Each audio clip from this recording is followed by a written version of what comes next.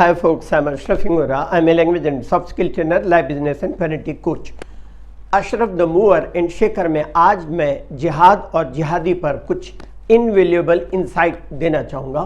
काफ़ी वक्त से जिहाद और जिहादी जैसे शब्दों का पश्चिम सहित विश्व के कई देश अपने स्वार्थ के लिए गलत तरह व्याख्या करते आए हैं और अब भी करते आ रहे हैं, मानो कि जिहाद कोई बुरा शब्द हो और जिहादी बुरे लोग। इसके दुष्प्रचार के लिए प्रिंट और इलेक्ट्रॉनिक मीडिया द्वारा झूठी और गलत बातें फैलाई जाती हैं ताकि वे अपने स्वार्थ सिद्ध कर सके।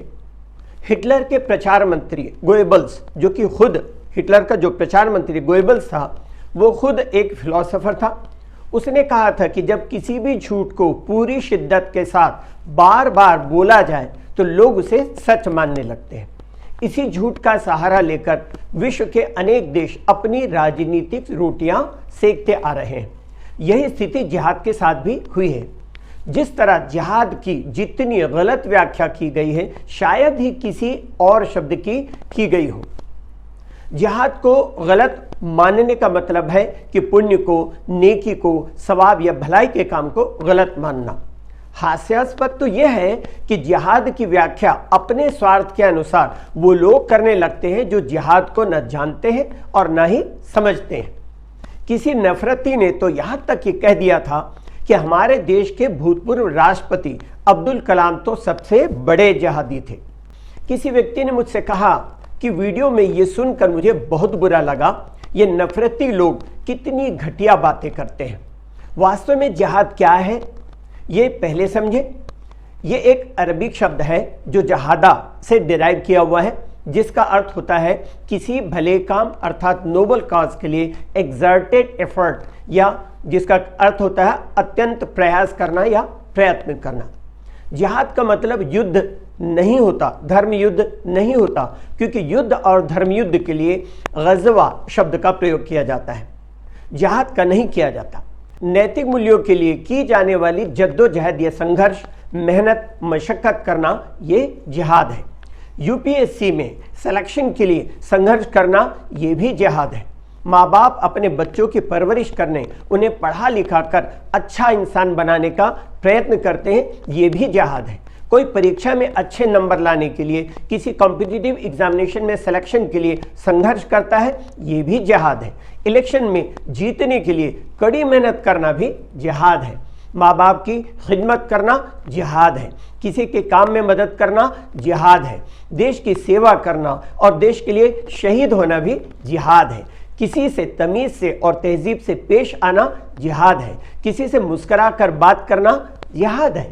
ओवरऑल कोई भी अच्छा, भलाई का, नेकी का या पुण्य का काम करना जिहाद है, और इसी तरह का काम करने वाला व्यक्ति जो होता है वो जिहादी कहलाता है।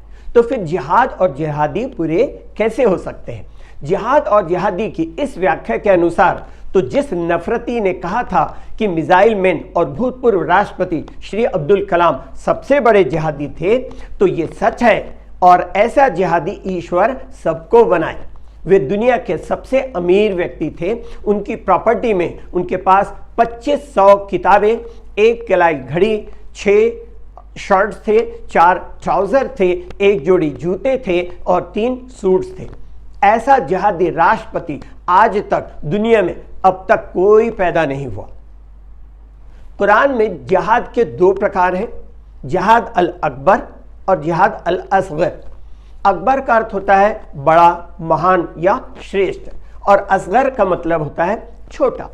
इस तरह जिहाद अल अकबर का अर्थ होता है बड़ा जिहाद और जिहाद अल असगर का मतलब होता है छोटा जिहाद। इसके और भी कई भाग हैं।